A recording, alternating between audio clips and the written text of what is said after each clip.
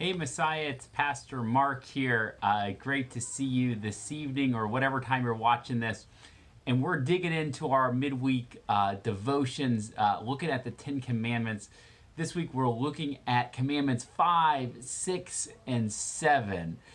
You shall not murder, you shall not commit adultery, and you shall not steal. And I have a confession to make to you. I have issues with all of these. I have Fifth Commandment issues. According to God's standard, I break the Fifth Commandment of murdering all the time. Now, before you go crazy and call the police on me, we're going to dig into that a little bit more and a whole lot more as we go through a lot of these questions together. And I think you're going to find out that you have Fifth Commandment issues as well. So let's dig into those commandments. You shall not murder, you shall not commit adultery, and you shall not steal together and use it to ultimately draw us closer to Jesus. To do that, we've got some questions that I've prepared for us to just kind of talk through. These can be found below the worship link. If you're watching it the week of the sermon at messiahtampa.com/worship. Right below the worship link from Sunday. You can watch the sermon and the worship service from Sunday if you've missed it or kind of forgotten about it. You can also, I'm encouraging you to read the Large Catechism. Martin Luther has some great insight into these commandments and what they really mean for us. If you'd like to read along with us in the Large Catechism, you can find that at messiahtampa.com/large catechism. So our first question deals with the Fifth Commandment. You shall not murder. And like I said, I have problems with this one. I break this one all the time if you look at Jesus' standard. And that's where I want to start out with. Matthew chapter 5, verses 21 through 26. Our question says, how does Jesus help you have a fuller understanding of what it means to murder? So let's look at Matthew chapter 5. This is the middle of the Sermon on the Mount, verses 21 through 26, where Jesus says, you have heard that it was said of those of old, you shall not murder, and whoever murders will be liable to judgment. But I say to you that everyone who is angry with his brother will be liable to judgment. Whoever insults his brother will be liable to the council, and whoever says, you fool, will be liable to the hell of fire. So if you are offering your gift at the altar and there remember that your brother had something against you, leave your gift there before the altar and go. First be reconciled to your brother and then come to offer your gift. Come to terms quickly with your accuser while you are going with him to court, lest your accuser hand you over to the judge and the judge to the guard, and you be put in prison. Truly I say to you, you will never get out until you have paid the last penny. So our question here says, how does Jesus help you have a fuller understanding about what it means to murder? Right? Murder essentially is taking somebody's life. And what does Jesus here say? He says, you've heard what it says, you shall not murder, but I say, even if you've been angry with somebody, right? If you've been angry with somebody, you will be liable to judgment. If you've ever looked at somebody and say, hey, you fool, right? You'll be liable to judgment. And that's why I have Fifth Commandment issues. Get angry with people sometimes. I look at somebody and say, man, look at that fool over there. Look at the mess that they're in. They were such a fool in that circumstance. And I fail to help them. I fail to help them get out of the mess that they're in because I'm tired. I'm worn out. I often share a story about when I was growing up. I had this one guy that I viewed as a fool in my classes. He was the guy that mooched off of you all the time. And I was so excited when I went to college that I wasn't going to see him again, right? Because he was just kind of a drain on your energy. But when I got to college, guess who signed up for the same major that I had and was in most of my classes for 4 years in college? That same fool from high school. And I was in group projects with him throughout college, and I was getting frustrated with him throughout college. And I can remember at graduation, right? He thought we were good friends. I hung out with him quite a bit, but he was just draining every time I was around him. And I remember being so excited when I knew, right, he was going off to the business world and I was going off to seminary to be a pastor. I probably was never going to see him again. Right? And I remember just being so excited I wasn't going to see that fool again. Right? I was so angry with him. I was tired. I was burned out with him.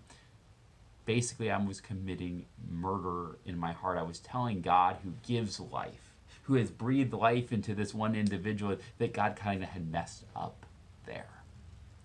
And I break the fifth commandment. If you've ever been angry with somebody, right, with who they are, or looked at them as a fool and failed to help them out in their situation to bring life to them, Jesus basically laying out his standard says, you've committed murder. You've got fifth commandment issues, and we all do that. That's why these commandments are so scary, because we all break every single one of them. And we break the fifth commandment, which leads us to the sixth commandment, right? You shall not commit adultery. And typically we look at that when we say, check, I'm not having any extramarital relationships. Everything's good. But the sixth commandment's more than that too. And Jesus sheds some light on that. And our next question says, read Matthew chapter 5, 27 to 30. How does Jesus help you have a fuller understanding of what it means to commit adultery? So let's look at that. This is on the Sermon on the Mount. This is right after he's talking about anger. He talks about lust. And this is what he says in Matthew chapter 5 with verse 27. These are the words of Jesus. You've heard what it said, that it was said, you shall not commit adultery. But I say to you that everyone who looks at a woman with lustful intent has already committed adultery with her in his heart. If your right eye causes you to sin, tear it out and throw it away, for it is better that you lose one of your members than that your whole body be thrown into hell. And if your right hand causes you to sin, cut it off and throw it away. For it is better that you lose one of your members than your whole body go into hell. So how does Jesus, right, help you further understand what it means to commit adultery in your life? Right? It's not the act of doing a certain deed, right? Or avoiding doing a certain deed to live out this commandment. Right? He says, if you've ever looked at a woman lustfully, you've committed adultery in your life. You've looked at her as an object rather than somebody whom God dearly loves. You're committing adultery. You're not breathing life into the situation. And if you read Luther's catechism on this, I encourage you to do that. He talks about a big portion of this is not just not acting upon this action, not just not looking and lusting like Jesus talks about here, but actually honoring your own marriage, building up marriages, building up your spouse every single day. If you're failing to do that, you're committing adultery. If you're lusting after other people, saying, man, I wish my spouse were more like them. There's a little bit of coveting going on there too, but that's also breaking this commandment. We're not breathing life into people. We're not encouraging people. And we break this, and we've got sixth commandment issues as well. And if we've got sixth commandment issues, guess what? We've got seventh commandment issues too. Right? The seventh commandment is you shall not steal, and that's what our next question deals with. Our question says, read Martin Luther's explanation to the seventh commandment in Luther's large catechism. What positive obligations toward money and possessions does God expect of all people? Right? What positive obligations toward money and possessions does God expect for all people? Because typically we say, thou shalt not steal. Okay. Right? Don't go into the store and shoplift. Right? Don't rob a bank. Don't take somebody's car or possessions. Right? You go to jail for those type of things. Don't steal. And we typically say, oh, I got that one. I'm not going to shoplift. I'm not going to steal. But Luther talks about the positive obligations of this as well. And It says a whole lot. I really read the explanation in the large catechism about Martin Luther on this. It's deep, it's rich, and it'll help you see how we all steal, and it's not good. But this is what he says in paragraph 233 of his large catechism, talking about stealing, the seventh commandment here.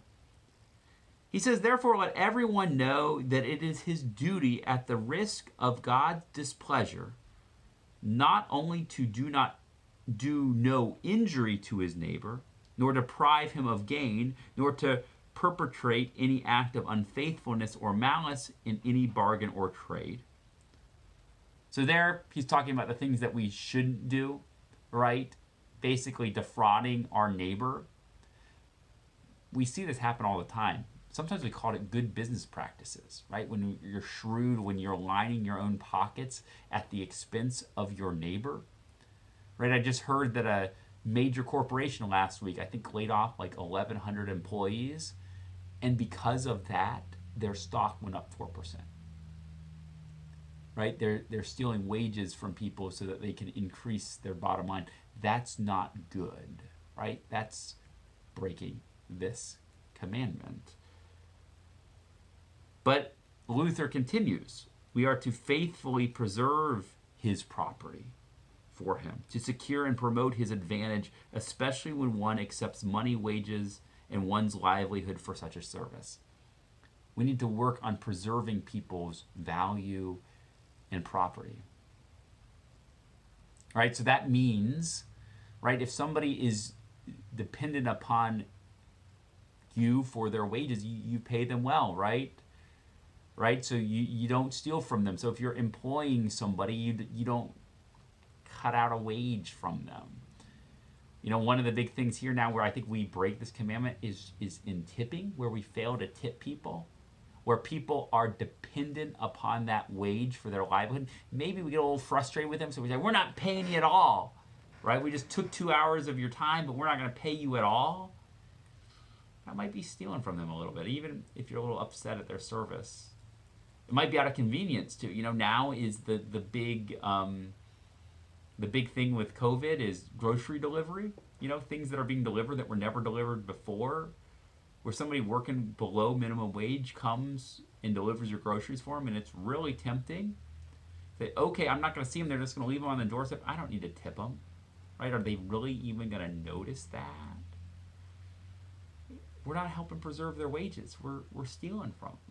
We're breaking the seventh commandment. We do that one as well. We break the seven commandments.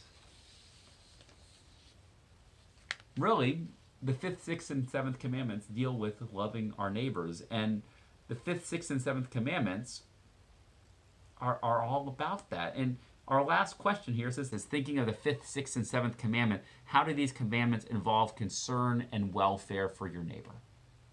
Well, the fifth commandment, right? Concern and welfare for your neighbor. You shall not murder. Don't take their life, but also preserve their life. Don't be angry with them. If they've done something foolish and you're tempted to say, you fool, as Jesus says, don't let them wallow in their mistakes, but come to their aid. Help them. If you see an injustice happening, right, speak up for them. Speak well of them. Preserve their life. That's the fifth commandment. Sixth commandment, right? You shall not commit adultery, right? Don't lust after other people.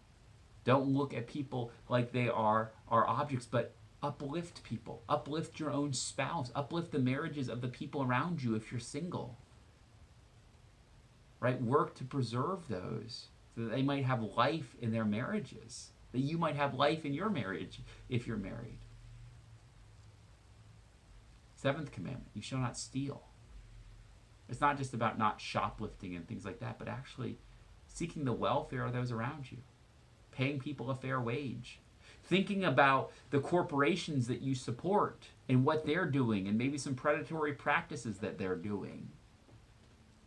I think I referenced Amazon, right, in my sermon from this past week, how they're putting the little guys out of business to raise prices for everybody, to lower wages for people. That's kind of stealing wages from people that they deserve to live on. We are to care for people to give them a livable wage, to help people out. That's what we're supposed to do as Christians. It's a sacrifice. It means taking away from us and giving to other people. But that's what Jesus does for us. And on all of these, that's what we see happens. Right? We fail at these. So we confess to Jesus. Right? We know that he is faithful and just and will come to us and forgive our sins and cleanse us from all unrighteousness. That's what we do. Because Jesus perfectly gives his life for us. So we kind of use this, and so we don't meet the standard, but Jesus does, and he's constantly giving and breathing that life into us. And as we're redeemed and saved by him, we're transformed and we go out, right? We don't murder. We preserve life around us. We go out, right? We don't commit adultery, but we build up marriages around us. And we don't steal. But we work so that everybody, right? Property is preserved. Everybody is paid what they are deserved so that they can live, so they can have that abundant life that Jesus has given to each of us. So I pray that kind of helps you think through some of these. Luther goes into a lot of detail in his large catechism. Read that. It's very convicting, but very much points us to Jesus. We have his promises. Yes, Jesus' promises. He's with us. So it's been fun. 5th, 6th, and 7th commandment. Next week we're going to be looking at the 8th commandment, bearing false testimony, false witness against our neighbors. So that one will be fun. Go ahead and like, comment, or subscribe on this. It helps the video get out. Like and share. Subscribe to our YouTube channel. Like our Facebook page if you're watching it on there. The more followers we get, the more these things get out. So thanks for your help on that. All right, you guys have a great day.